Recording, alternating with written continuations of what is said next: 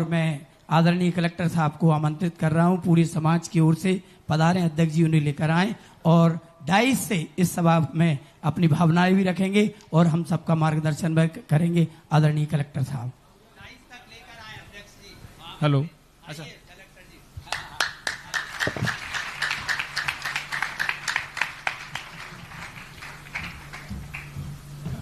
नमस्ते महाराज जी।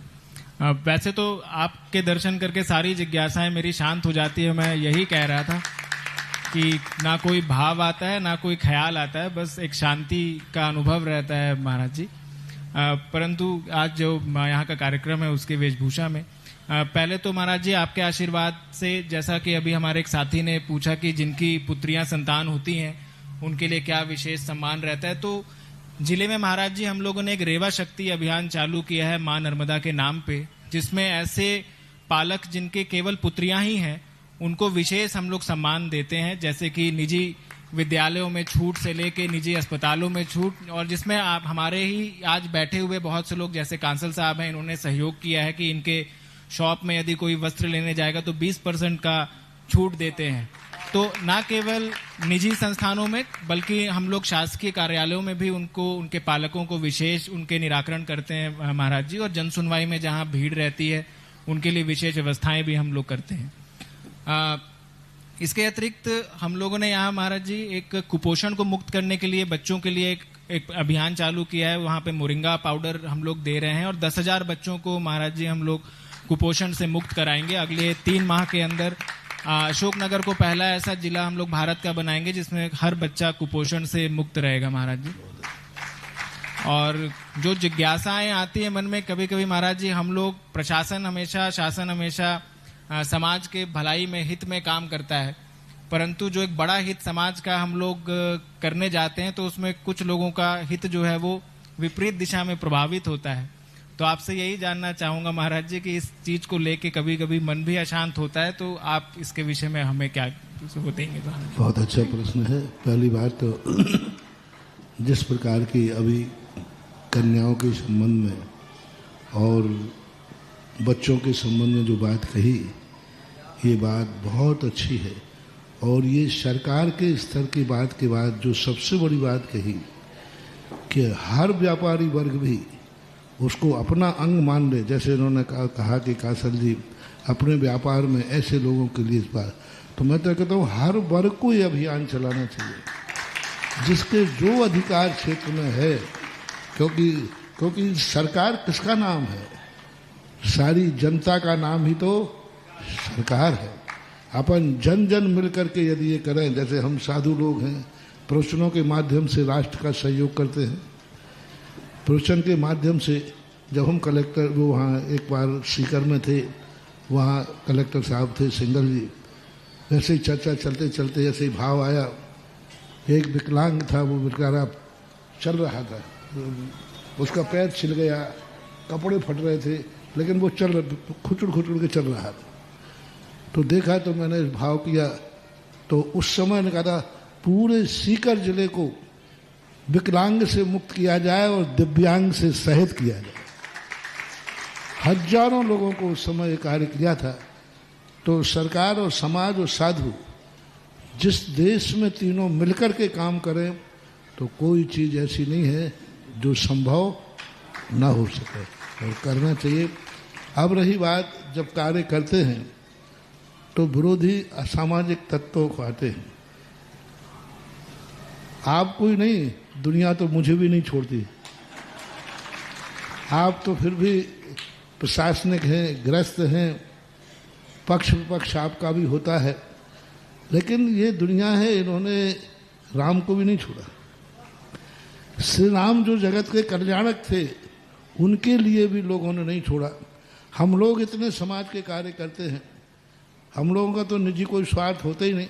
आपका भी ट्रांसफ़र होता रहता है, हम खुद ट्रांसफ़र करते रहते हैं आपका सरकार करती है, हम लोग चलते रहते हैं, फिर भी कोई मतलब नहीं रहता, लेकिन लोग तो विरोध करते हैं। और जो चलेगा उसी के लिए होगा। और मेरा सिद्धांत सबसे बड़ा है कि एक व्यक्ति नीचे देख के चल रहा था अपने शिष्य के साथ में, और नीचे देखते गुरु ने कहा, शिष्य ये पेड़ बहुत फल वाला है। बोले गुरुजी आपने तो आंख उठा के देखा ही नहीं। बोले इस पेड़ के नीचे पत्थर बहुत पड़े हैं, इस पेड़ के नीचे पत्थर बहुत पड़े हैं।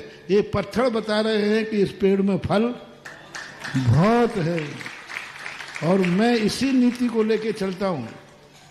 सबसे ज्यादा पत्थर मेरे ऊपर आते हैं और मैं समझ जाता हूं कि ये पत्थर बता रहा है कि बाबा जी आपके पास बहुत माल है फल है। तो कोई बात नहीं, आप अशांत नहीं हो। मेरे इतने सब कुछ होने के बाद भी मैं कभी अशांत नहीं होता और मैं उन पत्थरों से अपनी योग्यता का मूल्यांकन कर लेता हूं। उन पत्थरों को मैं अपना पुरस्कार मानता हूं। तो जब भी कोई ऐसे विरोधी तत्व आते हैं अच्छे कार्य करने के लिए, उसमें एक ही बात, अपना हित। हमारे गुरुजी ने एक मंत्र दिया था कि महाराज हम लोग गुरु से पूछा कि हम लोग बाहर जा रहे हैं, बहुत सारे लोगों की गड़बड़ होगा, कोई विरोध करेगा, कोई ये करेगा, हम सफल होंगे नहीं होंगे। मेरे गुरु ने एक ही मंत्र दिए, 2 मंत्र एक साथ दिए थे। अपना स्वार्थ नहीं रखना और किसी का हित नहीं करना, जाओ तुम्हारे जीवन में कभी बाधा नहीं आएगी। कितनी बड़ी चीज है। और दूसरा कहा गजवत विचरण करना। गज यानी हाथी, हाथी के समान विचरण करना। जब हाथी विचरण करता है, हाथी निकले और कुत्ते न भौंकें, ये हो नहीं सकता। और हाथी कुत्तों को पीछे मुड़ के देखें, ये हो नहीं सकता। ये नीति है, चाणक्य ने भी नीति दी थी, हमारे गुरु ने यही नीति दी, गजवत विचरण करना। कुत्ते भौंकेंगे, यदि हाथी निकले और कुत्ते न भौंकें तो हाथी नकली है, और कुत्तों को मुड़ करके यदि हाथी देखता है तो वो हाथी नकली है। आपको भी यही है, बस गजवत विचरण करो अपने राष्ट्र का, अपने देश का। जिस जिले में तुम अपनी ड्यूटी करो, उस जिले को अपने आप से सब तरफ से समृद्ध करने का प्रयास करो। अधिकार का बहुत बड़ी चीज होती है। हम लोग आशीर्वाद दे करके तुम लोगों को दान देते हैं, आशीर्वाद दे के कल्याण करते हैं। आप लोग अपने अधिकार का उपयोग कर सकते हो, क्योंकि आप लोगों के पास इतना बड़े अधिकार हैं कि इस अधिकार से वो अच्छे कार्य कर सकते हो तो शायद हम साधु लोग आशीर्वाद से भी नहीं कर पाते। क्योंकि जब अधिकार का क्षेत्र आता है तब आपका अधिकारी काम करेगा, और आप चाहें तो अपने अधिकारों से इस राष्ट्र को, इस जिले को, जहां भी आप रहें वहां के ऊपर करें। बस अपना स्वार्थ नहीं रखना और राष्ट्र का हित सदा विचार करना हमारा आशीर्वाद है। कोई बात नहीं, मन को अशांत मत करना। जब भी कोई विरोध आवे तो मेरी बात याद रखना, ये तुम्हारी योग्यता का मूल्यांकन है।